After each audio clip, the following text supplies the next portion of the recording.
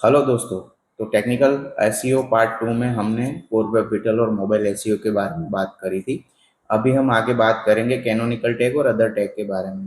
तो canonical tag से शुरुआत करते हैं कि एसईओ में कैनोनिकल टैग कैसे वर्क करता है, उसका इम्पोर्टेंस क्या है। तो कैनोनिकल टैग एक एचटीएमएल का एलिमेंट है और वो पेज को डिफाइन करता है कि कौन से पेज का कंटेंट ओरिजिनल है और दूसरे जो कंटेंट है वो उसके सिमिलर है। तो यहाँ पे पेज की ओरिजिनलिटी और ओरिजिनल कंटेंट को डिफाइन करने के लिए कैनोनिकल टैग का यूज होता है। और यहाँ पे कंटेंट प्रॉब्लम किस तरीके से होती है वो भी हमने बताया हुआ है कि जैसे बेस प्रोडक्ट पेज है तो ये शू का पेज है। यहाँ पे आप देख सकते हो कि your main product page with all core information, right. और अगर उसमें हम जैसे shoe question mark colour is equal to blue यानी कि फिल्टर्ड कलर है या फिर कैंपेन ट्रैक हमने उसमें लगाया हुआ है, वो पेज बनता है, वो लिंक बनती है, लेकिन वो ओरिजिनल नहीं, वो रिलेटेड टू दिस पेज है। यानी कि शू के पेज में हमने इतनी सारी अलग अलग कैटेगरी बना के रखी है, इसके बेस पे हम यूजर को शो करते हैं। तो ये पेज को हमको कैनोनिकल देना है। तो कैनोनिकल कैसे देना है?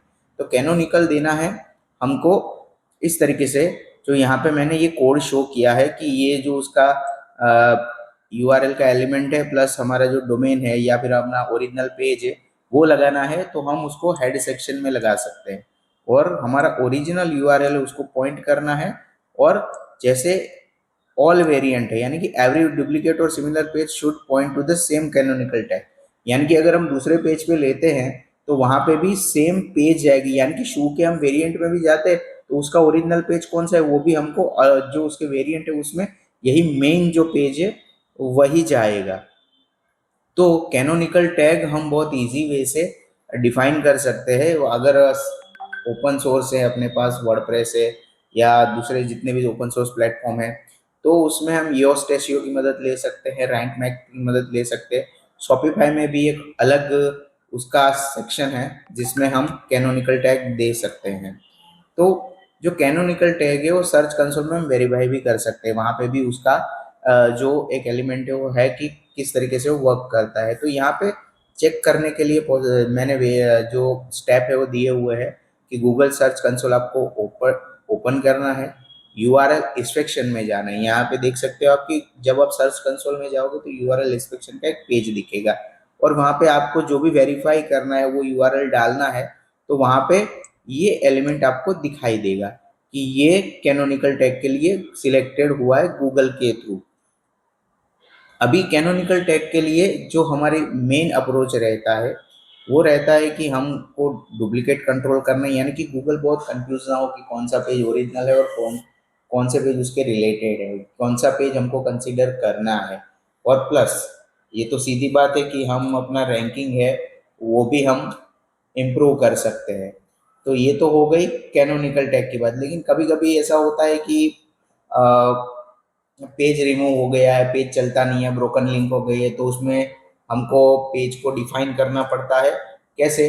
404 एरर देके अगर पेज नहीं दिखाना है कि ये पेज परमानेंटली डिलीट हो चुका है या फिर उसके बेस पे कोई नया पेज बनाया हुआ है, तो नए पेज में हम रिडायरेक्शन दे सकते हैं। इसमें भी दो चीज़ होती है।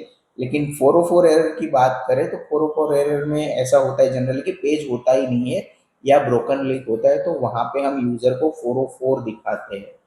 तो यहाँ पे जैसे मैंने लिखा है कि कब ये होता है, तो व्हेन यू डिलीट और move a page without proper planning visitor and search engine hit dead and, 404 error means page not found.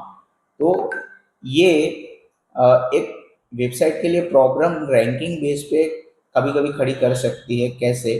कि पर्टिकुलर पेज पे हमने लिया है, बहुत सारी बैकलिंक जनरेट करी हुई होती है, तो बैकलिंक भी गूगल कंसीडर करता है। अगर वो उसमें वहाँ मान लीजिए कि बहुत सारा ट्रैफिक आ रहा है उस पेज से और अचानक 404 आ रहा है, गूगल ने उसको कंसीडर कर दिया, तो वो थोड़ा नेगेटिव इम्पैक्ट पड़ता है हमारे रैंकिंग में भी। तो यहाँ पे 404 अगर फिक्स करना है कि हमको रैंकिंग डाइवर्ट करना है, तो एक परमानेंट सॉल्यूशन है वो है 301 redirection. 301 redirection means permanent redirection, यानी कि हमारा जो एग्जिस्टिंग पेज है उसको हमने कोई नए पेज पे रिडायरेक्ट कर दिया है, तो ट्रैफिक वहां पे चला जाता है हमारा पेज का। तो यहाँ पे सिंपल सी बात है कि 404 कब दिया जाए, तो 404 एक ही चीज़ के लिए दिया जाता है कि जब हमको उस पेज का ट्रैफिक या उस पेज की बेनिफिट चाहिए ही नहीं, लेकिन आपको हमको ओल्ड पेज का बेनिफिट अपने न्यू पेज में चाहिए, तो उसमें 301 रिडायरेक्शन देना जरूरी है और वो एच टी एक्सेस से होता है। हमने पहले भी बात करी थी कि वो कैसे दिया जाता है। अगर वर्डप्रेस की बात करें तो यहाँ पे मैंने दिया हुआ है एग्जाम्पल कि कैसे होता है। तो सोर्स यूआरएल जो होता है उसको डेस्टिनेशन यूआरएल को ले जाने के लिए आपको choose 301 mode permanently from drop down menu. तो आप इसको गूगल भी कर सकते हैं कि कैसे हम इसको ऐड करें, और वर्डप्रेस और ओपन सोर्स में तो इजीली हो जाता है। उसमें उसका प्लगइन भी आता है तो उससे भी हम कर सकते हो। और यहाँ पे एच टी एक्सेस का मैंने थोड़ा रिव्यू दिया हुआ है कि कैसे रिडायरेक्ट कर सकते हैं। जब हम अपने रूट फोल्डर में एच टी एक्सेस डालते हैं तो जो ये मैंने दिखाई हुए रिडायरेक्ट 301 और पब्लिक ओल्ड पेज, और जो भी हमारा पेज है उसको न्यू पेज में ले जाना है तो ओल्ड पेज पहले डालना है, उसके सामने न्यू पेज डालना है, तो वो ऑटोमेटिकली रीडायरेक्ट हो जाता है। जब भी आप वो पेज कोई यूजर जाता है तो वो ऑटोमेटिकली हमारे नए पेज में चला जाता है। तो यहाँ पे कुछ मैंने एडवांटेज भी लिखे हुए हैं कि प्रोसेसिंग फास्ट हो जाता है, प्लगइन का ओवरहेड रहता नहीं है, work even if you CMS fail और डिसेबल, कभी ऐसा होता है तो उसके बेस पे भी हो जाता है। तो बहुत सारे ऐसे बेनिफिट है। रैंकिंग का तो बेनिफिट ऑब्वियसली रहता है। अगर हमको एरर फाइंड करनी है तो कैसे फाइंड करनी है वो भी मैंने यहाँ पे दिया हुआ है कि सर्च कंसोल से कैसे फाइंड की जाती है। और सर्च कंसोल में मेनली हम पे जितने भी टेक्निकल एलिमेंट्स है, टेक्निकल हमारे जो इम्प्रूवमेंट है, वो सारे दिखाई ही देते हैं। तो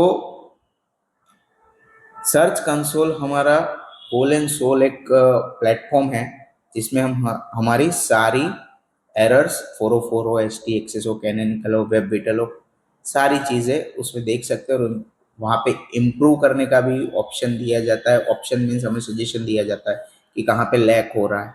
प्लस पेज स्पीड इंसाइट तो है ही, तो उसके बेस पे हम हमारे जो भी टेक्निकल इम्प्रूवमेंट्स है वो कर सकते हैं।